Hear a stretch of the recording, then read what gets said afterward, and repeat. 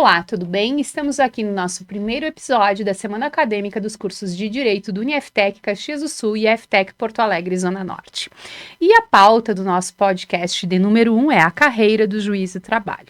Nós temos uma participação muito especial hoje com um convidado que vocês já conhecem, nosso professor Jerônimo de Castilhos Toigo, que logo se apresentará para os que ainda não conhecem, e também um convidado de extrema relevância que vem a brilhantar nossa abertura da Semana Acadêmica, Dr. Bruno Luiz Bresciani Martins, juiz do trabalho no Tribunal Regional da 4ª Região.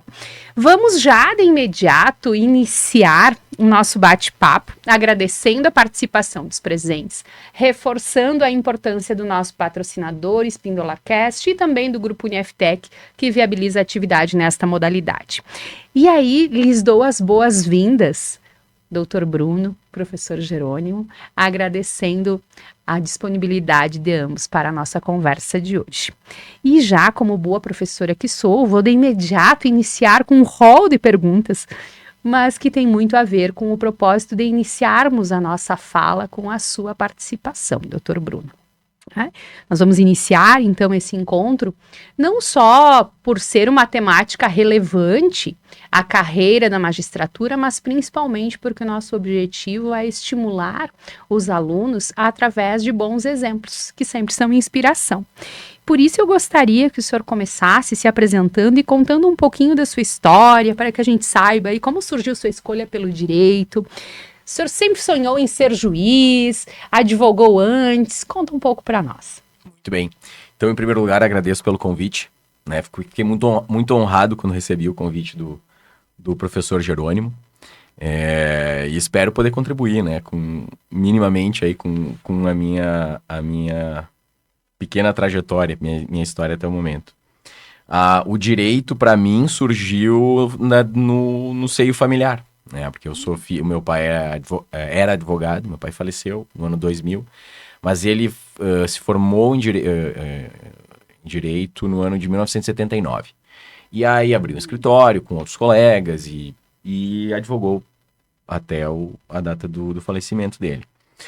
Nessa trajetória, minha mãe também cursou direito e se tornou advogada próximo ali do falecimento do pai. Então, pai e mãe advogados e alguns tios também. Então, dentro da família, o assunto do direito sempre permeava, né? As reuniões familiares. Não foi nada impositivo, mas é aquela história do contexto, né, em que nós estamos inseridos. Então, acabou que meio que naturalmente, assim, era um assunto que eu gostava e acabava se tornando atrativo conversar com pai, com os tios, e aí, enfim, e aí surgiu a possibilidade depois. Eu nem cogitei fazer outro curso que não fosse o direito, né? E aí, cursei, então, o direito de 2002 a 2007. Fomos colegas, eu e o Jerônimo, até a formatura, meados de 2007, né? E a minha ideia sempre foi advogar. Eu sempre tinha em mente que eu advogaria, e a advocacia, justamente por ser aquilo que eu tinha contato, né, e que eu conhecia e sabia mais ou menos do que se tratava, como era o dia a dia de um advogado, né, eu imaginava que advogaria para o resto da minha vida. Mas, né, aí a experiência pessoal, né, com a advocacia, por questões muito subjetivas, assim, que talvez eu possa até Conta. Se posso contar ou não. Não, mas são questões, assim, muito particulares, né? Eu falo muito, assim, experiências processuais que não foram, assim, muito interessantes sob o ponto de vista do resultado, né? Tendo conhecimento da situação fática, né? Então, assim, não que isso seja uma regra nos processos, enfim. Mas isso acabava que me deixou um pouco... Me deixava um pouco, assim, chateado, eu diria. Essa era uma questão. E outra questão também, não é fácil a relação do advogado com o cliente. Porque o advogado tem dois problemas, né? Primeiro é o problema processual, que ele lida com o cliente. Então ele vai lá e cuida do direito do cliente, luta pelo direito do cliente, briga pelo direito do cliente. E depois tem a segunda parte, que é a cobrança dos honorários. Então, o advogado é o melhor do mundo no momento em que ele vai lá e briga e está defendendo o cliente, e depois o advogado, às vezes, tem uma segunda luta, que é a cobrança dos seus honorários, que são sagrados, né? Verba alimentar, e aí é uma outra situação, né? Além do que, também, a advocacia tem as suas questões que são afetas naturalmente ao direito, a defesa de um direito específico, né? E não a liberdade limitada, naturalmente, do juiz de poder olhar para a norma e, dentro do contexto normativo, poder, de modo imparcial, sem qualquer interesse, naturalmente, chegar a uma determinada conclusão, né, de qual é a melhor solução para aquele problema. Isso me atraiu. Lidar com o direito. O direito, eu gosto do direito, mas lidar com ele de uma forma distinta do que... Então aí o caminho foi se inclinando, assim, para a carreira pública, né? Sabe que, lhe ouvindo, eu lembrei de algo que eu acredito que nem o Jerônimo deve saber, que eu também sou de família de advogados, né? Meu pai também era advogado. Faleceu recentemente. Mas meu pai nunca incentivou, ele não queria, inclusive, que eu fosse advogada, tanto que por muito tempo eu não podia contar que eu era filha dele, senão eu não tinha estágio em lugar nenhum, era um horror. Mas como a gente acaba refletindo o ambiente familiar, independente de ser ou não estimulado, e quando a gente tem esse vínculo, que foram as tuas últimas palavras, né? Amor pelo direito.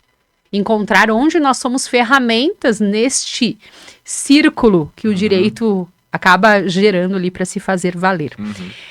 E aconteceu comigo a mesma coisa.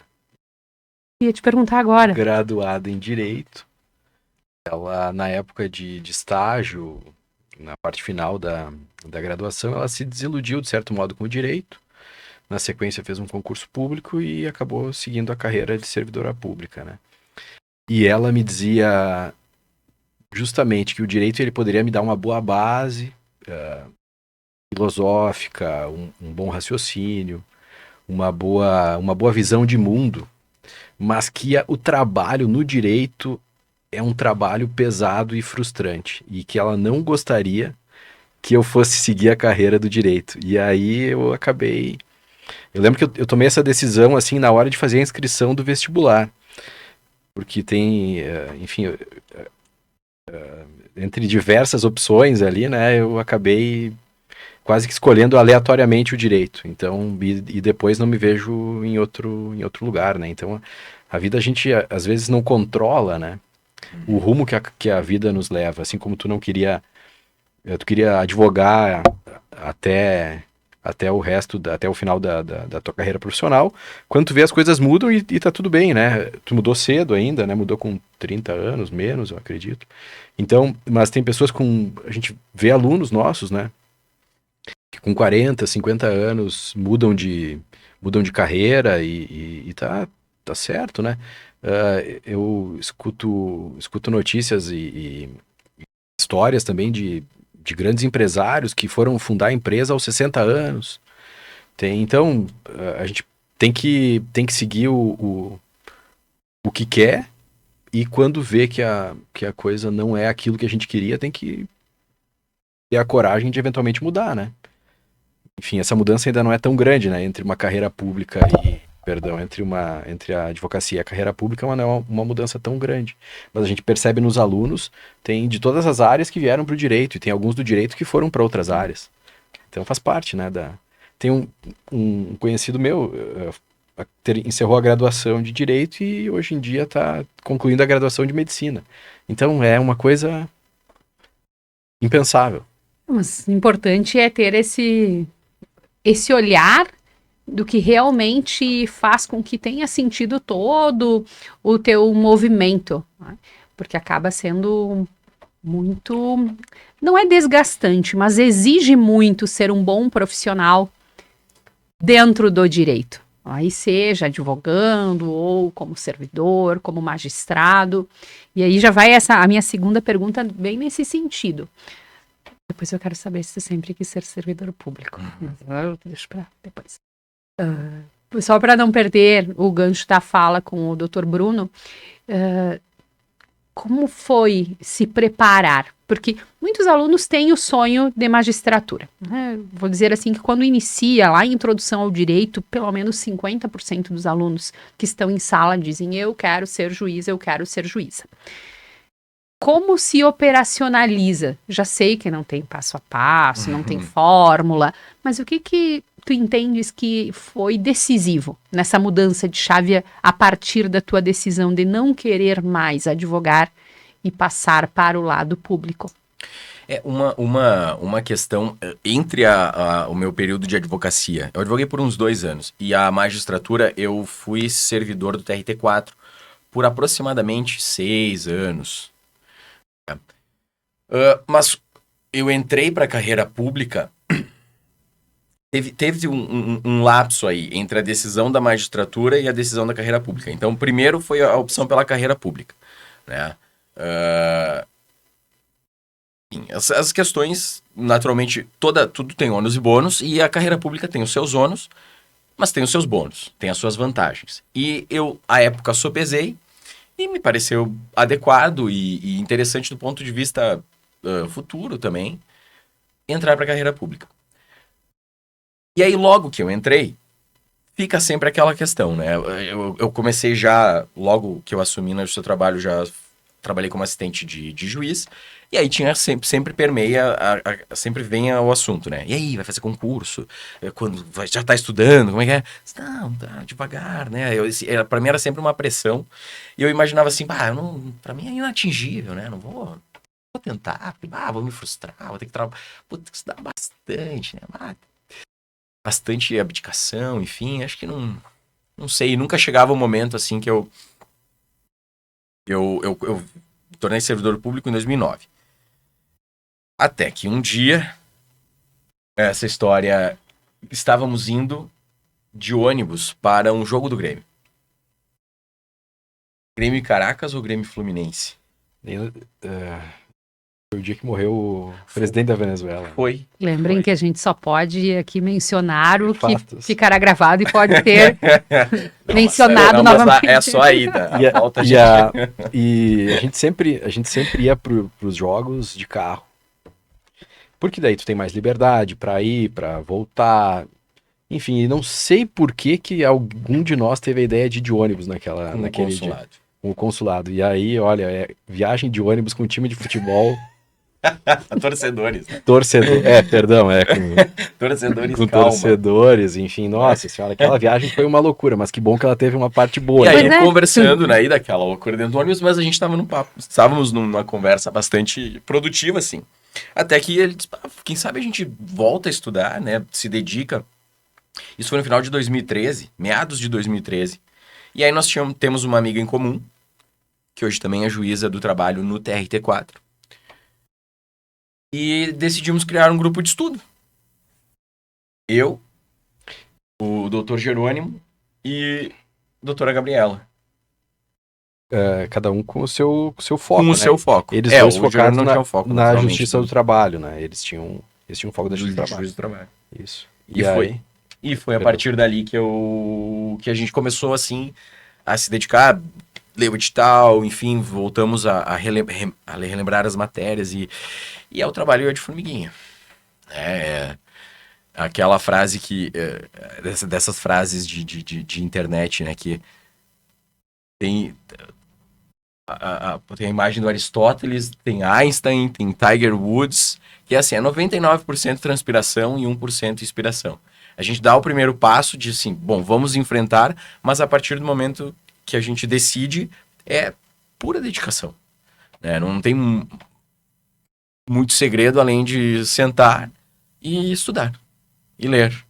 Né? E aí nós baixamos o edital dos últimos concursos e fomos vencendo o edital, estudávamos, fazíamos debates em grupo, evidentemente ter alguém apoiando é muito bom, porque a gente tem uma visão, ninguém tem uma visão completa, né? A gente lê as matérias e nós temos uma visão, por limitação, enfim, natural. individual. E aí, estudar em grupo trouxe essas nuances diferentes, né? Então, como Jerônimo tinha naturalmente outro foco. Eu até tentei, né? Eu lembro que eu fui pra São Paulo uma vez fazer a prova com vocês, mas daí eu vi que Justiça ao Trabalho, eu não tinha a menor condição, eu não tinha a menor... até porque eu... Mas foi bem? Não, mas era uma coisa que eu não me via fazendo, né? Eu tinha sido servidor da Justiça do Trabalho por 6 meses lá nos idos de 2004, 2005. Então eu não pretendia, eu acabei indo mais só para conhecer São Paulo, assim, a gente acabou. Mas foi legal. E aí ele e a Gabriela, né, eles dois extremamente dedicados nesse foco do juiz do trabalho, né? E aí foi questão de tempo, né? E aí não tem, né? Não tem. A grande questão é estudar, né? E nisso o que me fez muita falta. Muita falta, sim. Me fez um pouco de falta, mas depois a gente recupera. Naturalmente, no curso de Direito, a gente tem mais familiaridade com algumas matérias do que outras. Mas o curso, ele nos dá uma base geral. Ele não vai aprofundar porque tem uma limitação de tempo natural, né? Para fazer uma especialização depois em direito tributário, ambiental, trabalhista, previdenciário, direito de família. Você leva tempo para se dedicar a uma determinada matéria. Mas essa base, assim, aquela base filosófica, isso é uma coisa que eu senti falta quando eu me dediquei. Eu digo, isso estava faltando. Então, eu naturalmente tive que buscar depois, suplementar isso, né? Porque... Só que essa é uma questão interessante, né? A gente enfrenta essas matérias no curso de Direito com seus 17, 18 anos ali, próximo dos 20. E a gente não tá muito maduro, né? Pra entender Kelsen, Rawls... As próprias questões relacionadas a princípios gerais, né? Aspectos que vêm lá do direito natural.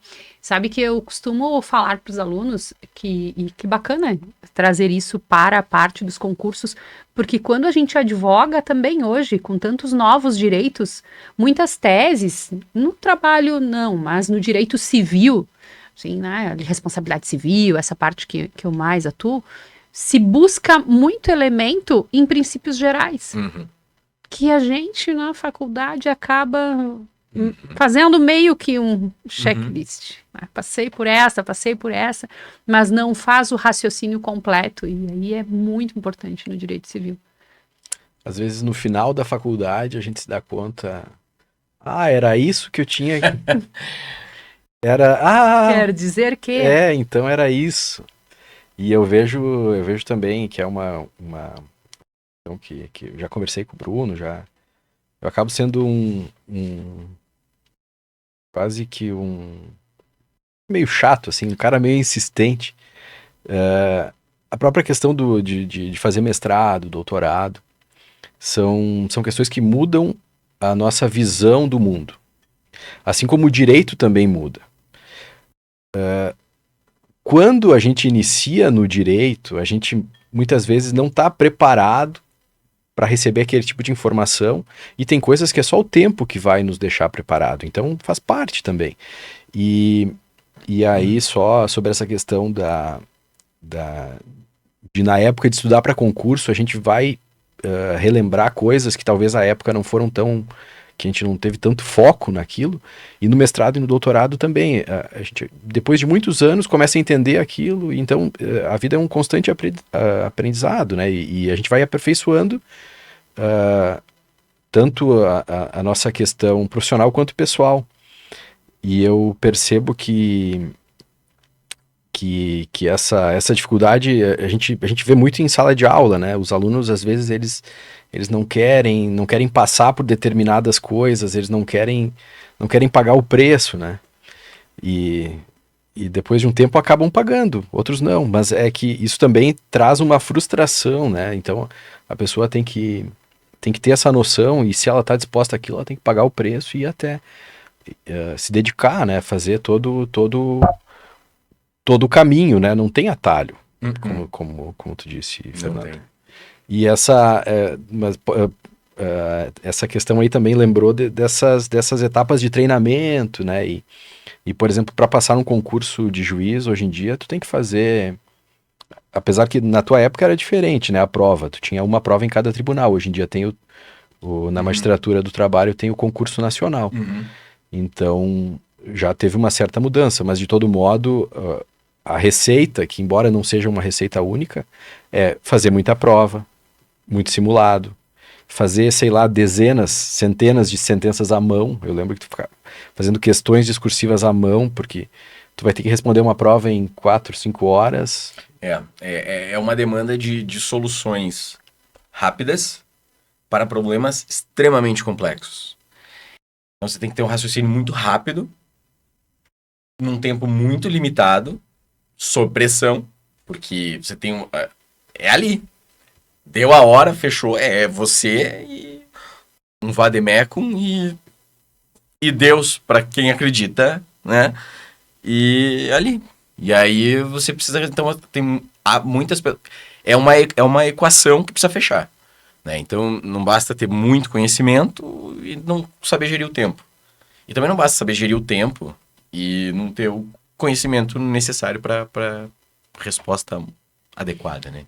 Tem que saber escrever à mão, que é uma coisa que a maioria das pessoas já não sabe mais. Isso. Né? Eu lembro... E rápido. Escrever rápido, bem, legível. escrever rápido. O legível é um importante. Legível. Né? E aí depois a preparação para a prova oral, né? Que daí também foi bem... Sim. O concurso nacional, ele, na verdade, ele simplesmente unificou todos os concursos, são 24 tribunais regionais. Era um concurso por regional.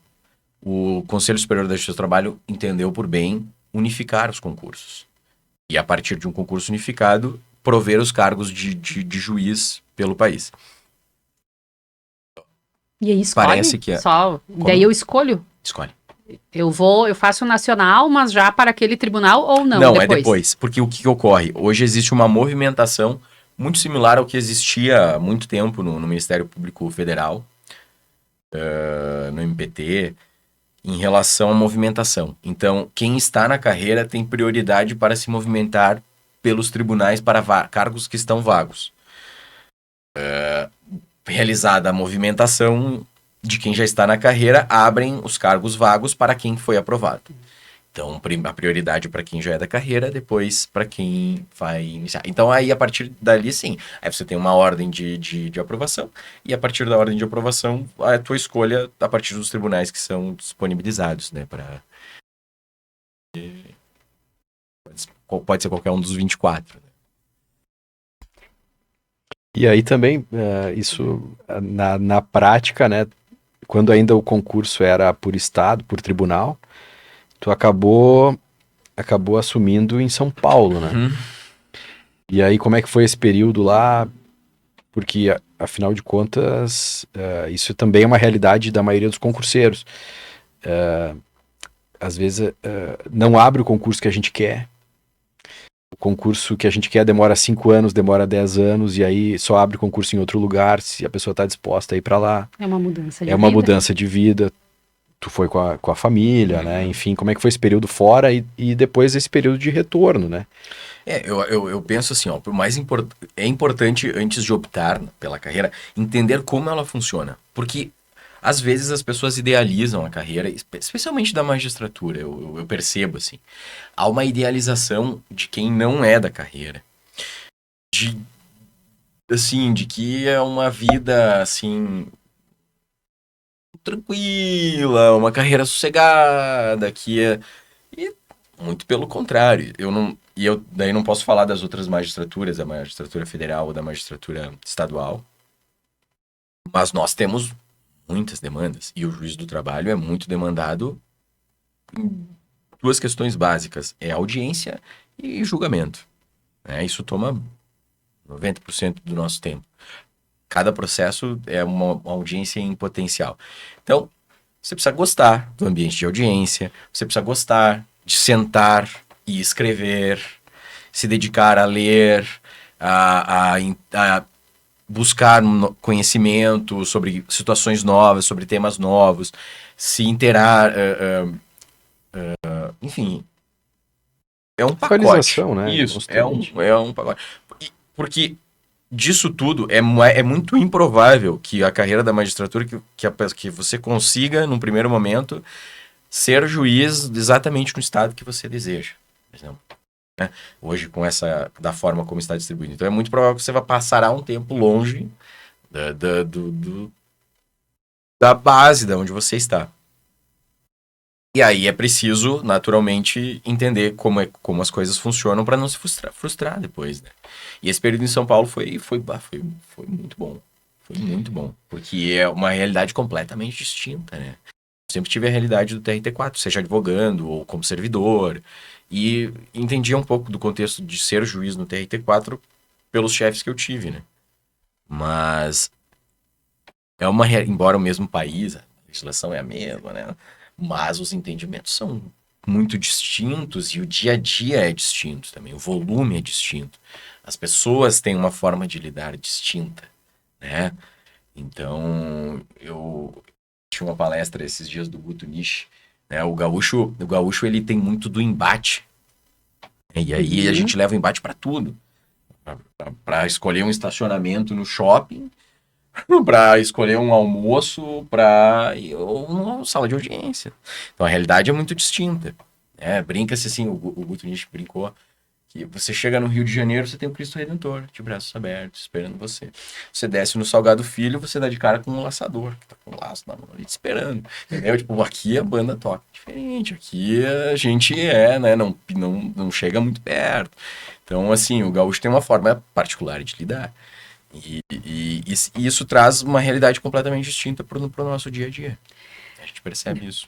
Eu ia te perguntar sobre exatamente essa questão da justiça do trabalho, né? Enquanto tu eras advogado, era na área do direito do trabalho, servidor de direito do trabalho, magistratura sempre foi focada no direito do trabalho? Sempre. Por alguma habilidade, tu identificas que tem algumas habilidades que são inerentes desta justiça ou o que te leva para essa área? É muito interessante, porque aí precisaria, talvez até, eu precisaria passar por uma psicanálise, assim, bem mais profunda, para poder até entender, né, o porquê.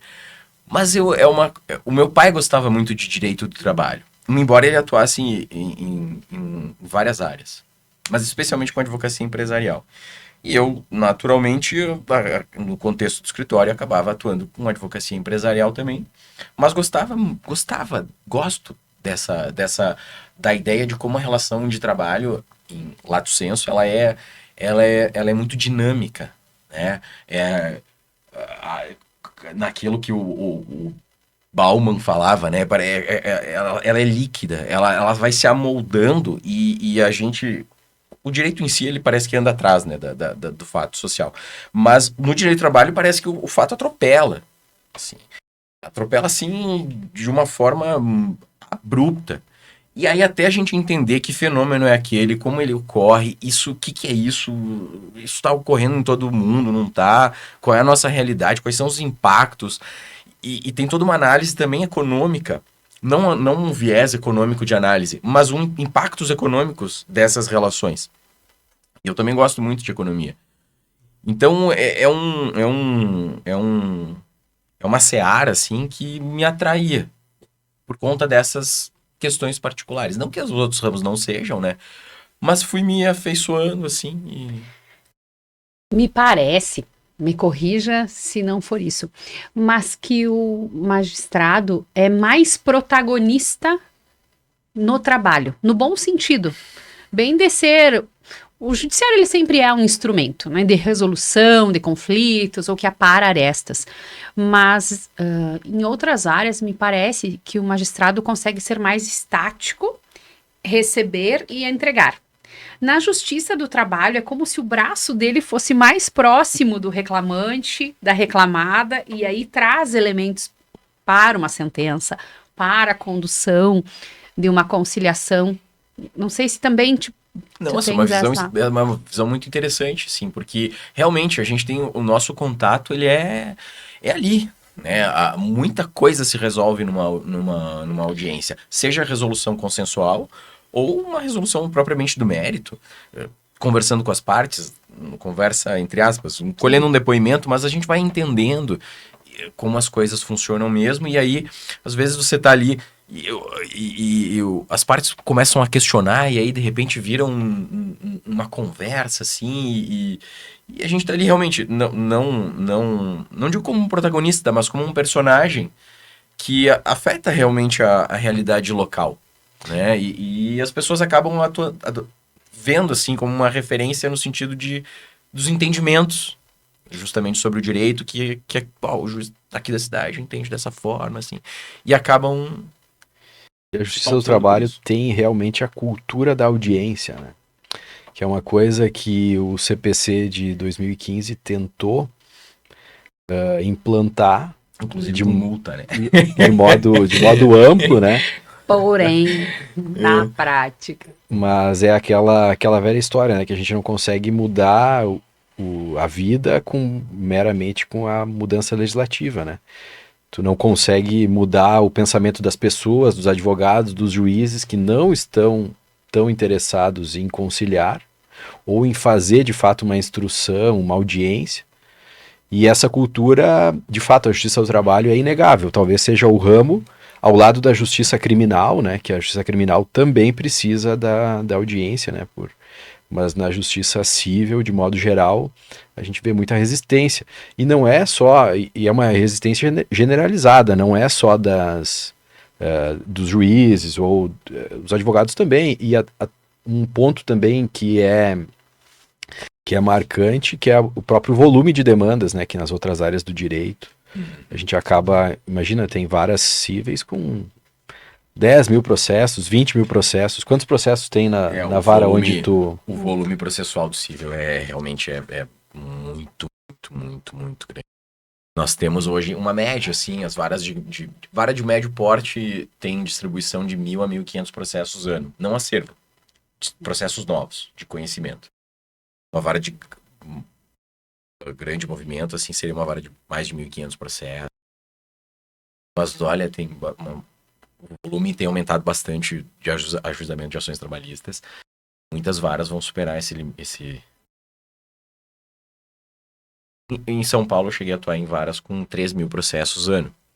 Mas um dia desses, conversando com o juiz da estadual, de uma das varas que eu atendo, comentei com ele que nós tínhamos naquela unidade específica 1.000 processos ano.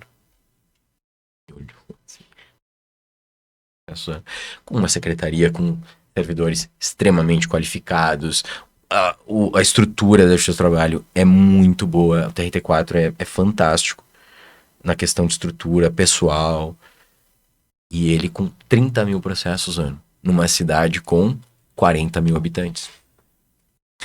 Como é que ele vai fazer audiência de conciliação em 30 mil processos? Né? Não tem como. Se são 200 dias úteis em média, né, por ano. Eu não vou falar a cidade, mas enfim, mas é uma realidade que se reproduz em várias cidades. É um exemplo aqui. E a estrutura, não só um magistrado para 30, mas a estrutura que dá o suporte para ele. Sim, tem todo um corpo de servidores que mas não vai ser proporcional. Então, realmente Perguntei antes, né? Só pra gente não deixar essa pergunta assim. E tu sempre quis ir pra área pública? Esses dias a gente tava jantando um colega nosso e a gente encontrou amigos de outras áreas, um que era uns arquitetos, enfim, de várias profissões. E aí a gente estava discutindo justamente isso. Eles me chamaram a atenção para o fato de eu ser muito pragmático. E esse é um ponto que foi o que me levou para a carreira pública desde a origem, né? Porque com 18 anos, onde é que eu iria conseguir um emprego e me desse uma remuneração razoável, que não precisasse de experiência, que não precisasse de... E aí foi o concurso. Então, desde os 18 anos, eu comecei a fazer concursos públicos, né? Meu primeiro concurso foi com 18 anos, na época da faculdade. E foi por pragmatismo mesmo, e daí eu acabei gostando, né? A área pública, né, ela tem algumas frustrações, né? Acho que todas as áreas têm frustrações, e isso também faz parte da vida, né? Não vai ter escolha sem ônus e bônus, então foi com 18 anos, menos de 18 anos, que eu resolvi fazer concurso, e aí desde então não parei. Isso. Sabe que eu nunca quis fazer concurso público. Sempre me via como advogada e professora. Assim, sempre, desde o início. E Vê eu como a gente como tem que ter- advogado, acho que eu ficaria no mesmo dilema do Bruno, eu sou péssimo em cobrar, então na parte dos honorários eu iria me...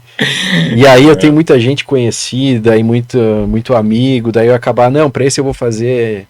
E aí não isso é dá, outro isso não problema combina, do não dá advogado, né? certo. O advogado tem que ter o lado profissional, e se for ver, seria bom até nem atender amigos, né? Primeiro, Vai o com ideal, quem cliente. Nem familiares. nem familiares, e muito menos em causa Segredo. própria, né? Tem um ditado que diz que um advogado que advoga em causa própria, ele tem um cliente pouco inteligente. Porque É. e qual que é o ponto central disso? Não é que ele não tenha capacidade intelectual, que ele não tenha. O ponto é que ele não vai ter o distanciamento necessário para atuar como advogado. E então, para eu advogar, eu precisaria primeiro fazer uma desintoxicação, teria que fazer algum tipo de tratamento psicológico, psiquiátrico aí, né? E rever a minha vida, né?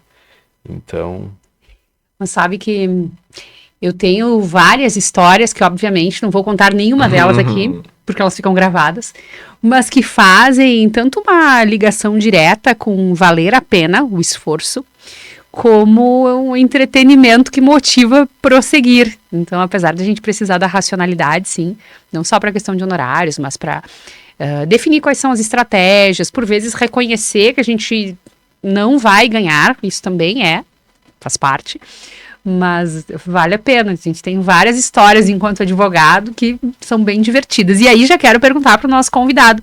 Sei que também existem limitações éticas, técnicas, mas algum caso que seja bacana, não precisa nem ser divertido, mas que tenha um sentido especial aí para te compartilhar conosco, especialmente agora, né, na tua carreira como magistrado. Tem a própria questão da complexidade da vida moderna, né? Que afeta, os casos estão cada vez mais complexos. Então tem um tema que eu até tenho curiosidade, eu não sei se vai ter algo para falar, se já caiu algum caso na tua mão, que trate de geolocalização, que trate de...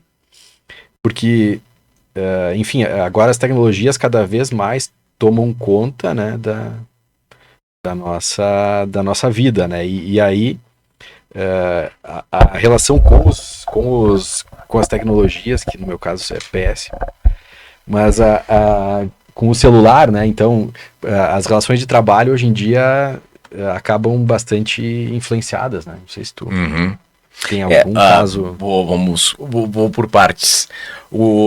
Assim, casos interessantes, assim, geralmente ocorre com alguma frequência porque nós lidamos 99% do nosso fluxo são relações de emprego tradicionais. O empregado que chega, é contratado, passa pelo RH, passa pela entrevista, chega como um operador de produção, vai lá para a linha, está subordinado a um supervisor que faz a avaliação do trabalho dele, ele vai ascendendo na carreira, aquela coisa toda. Sai da empresa por uma oferta melhor, descobre que de repente tem algum direito, consulta um advogado e aí chega lá na justiça. Esse é o 99%. Mas tem um 1% que são situações inusitadas às vezes. E envolve, geralmente, os casos assim mais interessantes, ou alguns deles, não, né? Relações familiares, que acabam indo parar na Justiça do Trabalho. Relações entre pai e filha, entre marido e mulher, Vira uma vara de família, né? ou o contrário, entre o filho e o pai, ou a mãe, cunhado. Então, assim, tem casos muito interessantes, assim, claro, não posso abordar, assim, especificamente, né? Sim. Mas relações familiares que tinham uma relação de trabalho meio que vinculada, misturada, e de repente, questões familiares, naturalmente, né? As varas de família estão aí abarrotadas de processo para mostrar que a relação familiar gera algumas repercussões, às vezes negativas, e às vezes vem parar na justiça do trabalho. Às vezes eu brinco, eu digo, olha, a competência eu vou ter que declinar, porque vocês precisam atravessar a rua e resolver ali no fórum, não é comigo. Mas, naturalmente, discutem relações de emprego entre familiares. Então, esses são os casos assim, mais inusitados assim, que surgem, né? E aquela questão da geolocalização é uma questão interessante. Agora começou ela está mais assim em voga, porque é uma ferramenta nova e ela tem sido tratada mais como meio de prova.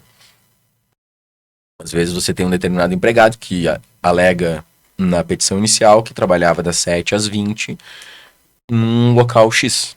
A empresa vem e diz, não, ele não trabalhava nesse horário. Ele trabalhava das 8 às 4 da tarde e apresenta, por exemplo, os cartões de ponto, que são os registros formais do horário de trabalho. E aí você tem uma controvérsia estabelecida sobre os horários efetivos de trabalho. E aí existe uma ferramenta que hoje, cada vez que a gente baixa um aplicativo, a gente nem se dá conta, às vezes, aceita os termos de uso. E aí você vê que você está compartilhando a vida, todos os seus dados sensíveis, né, pessoais, sensíveis, históricos, e inclusive geolocalização. Então, para um determinado trabalhador, por exemplo, que alega que trabalhava até às 8, e de fato talvez trabalhasse até às 8, ele tem a ferramenta da geolocalização do Google. Ele diz, eu estava lá. Tanto estava lá que, se você quiser, tem uns satélites que provam que eu estava nesse local. Ou o contrário. A empresa também, ciente de que adotava a postura correta e, eventualmente, entendendo que está lidando com uma alegação que não é verdadeira, postula a produção dessa prova. Naturalmente, quem tem o aparelho e detém a ferramenta, é mais fácil chegar no processo e apresentar a prova, né? Agora, o contrário é que é um problema processual que a gente precisa lidar, porque aí entra todo o dilema do confronto, do conflito de direitos fundamentais, porque a gente vai, em alguma medida, passa-se a ter acesso a dados sensíveis do trabalhador, porque os dados que chegam, por exemplo, de geolocalização, eles vêm um pacote, de segunda a segunda. Não nos interessa onde estava o fulano ou a fulana no domingo à tarde. E aí pode virar um caso de família, né? Pode virar um caso de família, mas não é o que nós desejamos. Mas para isso existem ferramentas desenvolvidas que você faz filtros. E você diz, eu não quero saber onde estava o Bruno no sábado, no domingo, eu não quero saber onde estava na sexta de noite, eu só quero saber onde ele estava no período que ele alega que estava trabalhando no local X. Então eu quero saber onde ele estava das 7 às 8. Só isso. E aí eu faço o filtro por endereço, e isso vem pro processo. Então são dilemas que nós enfrentamos de direitos fundamentais, né, de intimidade, de sigilo, às vezes suscita-se assim, de correspondência, enfim, de dados telefônicos, mas enfim, isso ainda não existe nada consolidado, é muito novo, a jurisprudência ainda depende de quem julga isso no tribunal, tem um determinado entendimento, enfim, mas são questões novas que a gente tem enfrentado, são bem interessantes. E tem as provas digitais, né? Isso aconteceu bastante com interceptações telefônicas, né? Então tu tinha uma interceptação telefônica em processo criminal para investigar determinado crime, tu aí acabava descobrindo muitas outras coisas. Às vezes eram crimes, às vezes não, e muitas vezes isso era juntado ao processo. E aí tinha outras implicações. Sim. Então, essa complexidade da tecnologia no processo, ela é cada vez mais relevante, né? E até numa época mais analógica, a gente, não sei se vocês se recordam, mas quando começaram as multas em radares de velocidade que batiam foto.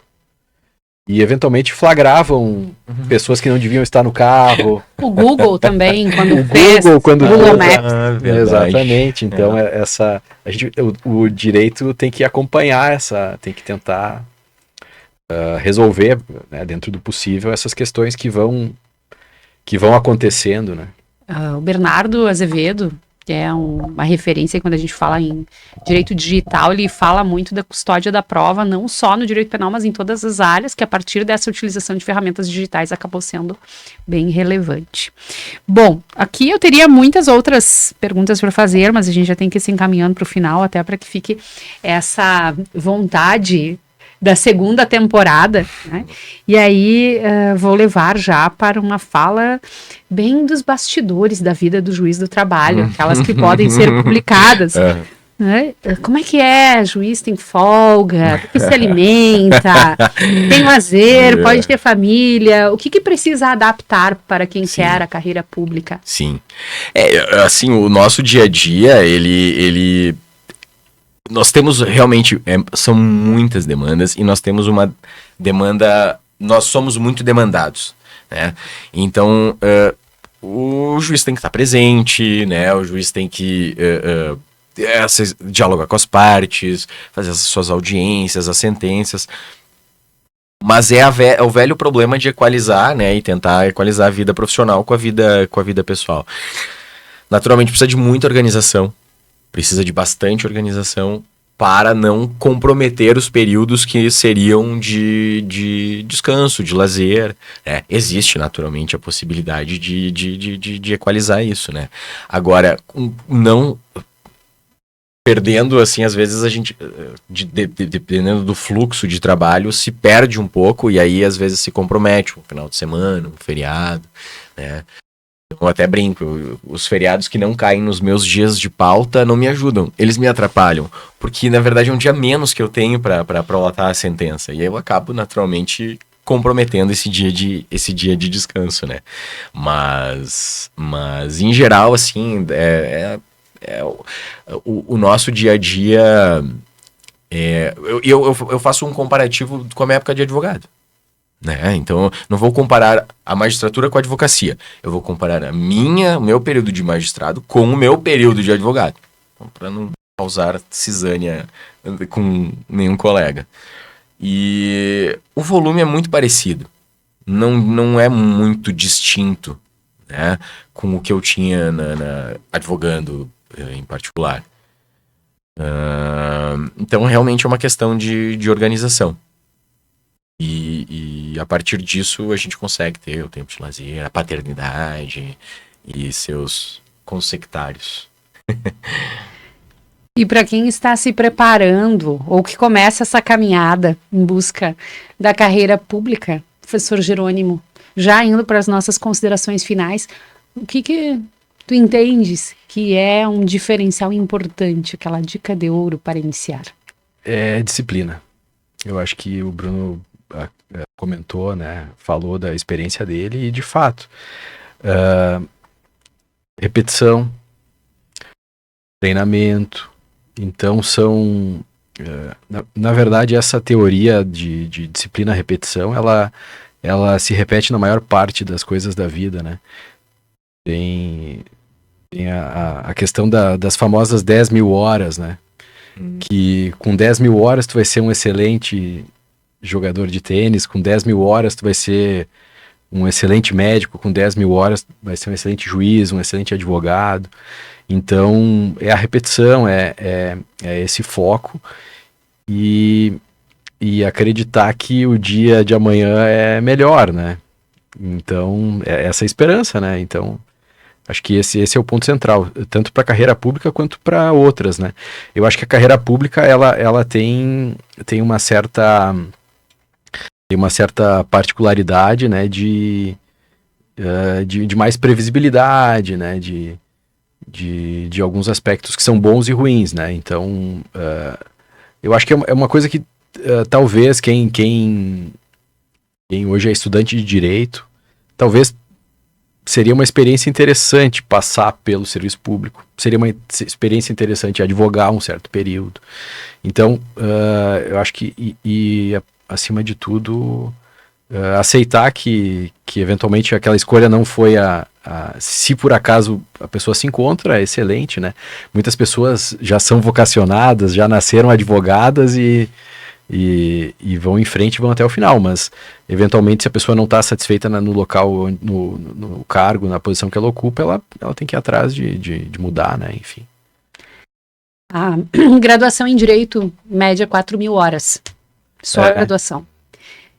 E em sala eu costumo dizer para os alunos algo que vem muito de encontro com essa tua fala, que é, se a gente tem planejamento e se prepara, nós escolhemos onde queremos estar. Uhum. Os demais ocupam o que sobra. É verdade. E aí esse é um ponto importante, né? Eu vou chegar onde sobrou, parou, e preencho uma vaga sobrando de algo. E por isso que muita gente começa querendo ser delegado, magistrado e termina como advogado. Aí não tem como ser feliz. E tem muito a ver com felicidade, que é o que tu estás falando, na tua narrativa toda é essa, né? É um profissional feliz onde está.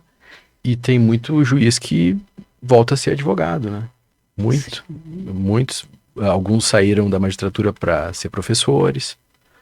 Agora teve uns exemplos emblemáticos recentes, né? Semirara, Então, tem vários, né? tem vários exemplos. Então, justamente essa possibilidade de mudança, né? E não fechar as portas, né? Doutor, suas palavras de encerramento, então? Bom, eu agradeço mais uma vez o convite, né? Fico à disposição para, eventualmente, se quiserem um outro bate-papo com algumas questões mais técnicas e específicas de processo, de direito, material. Mas, enfim, eu acho que no geral é isso. Eu acho que as pessoas precisam buscar o equilíbrio, né? E é isso que a doutora falou. É dedicação, né? Muita dedicação. Não se consegue nada com a sorte, né? Aquela história, né? Quanto mais estudo, mais sorte eu tenho. Quanto mais eu treino, mais sorte eu tenho. Essa é outra frase, né? Que vai... Você acha o Tiger Woods, o Roger Federer e um monte de gente em preto lá, com aquela frasezinha do lado. Mas é uma frase que todo mundo conhece, né? Então, realmente treino, dedicação, é acerto, erro e de novo, até que a gente consiga absorver, porque não é fácil, por exemplo, você pegar matérias que são densas, né? Você pega do working e vai ler, tudo bem, depois de a gente ler e estudar e ter aula sobre, é bom, né? Você ouviu o professor Lenny Streck falando e discutindo direito.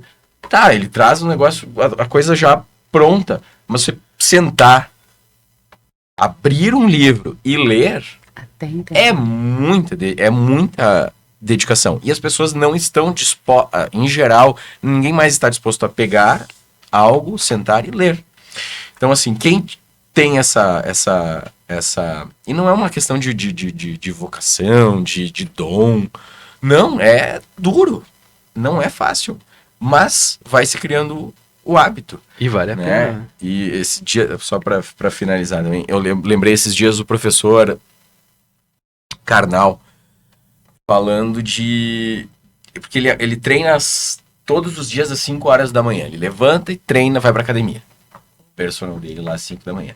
Aí ele encontrou uma pessoa que disse pra ele: professor, como eu gostaria de ter essa vontade toda que o senhor tem de levantar e sair da cama às 5 da manhã pra treinar. Ele disse: vontade eu tenho, é ótimo. Eu, por mim, ficava dormindo. Todos os dias às 5 eu levanto com vontade de ficar descansando.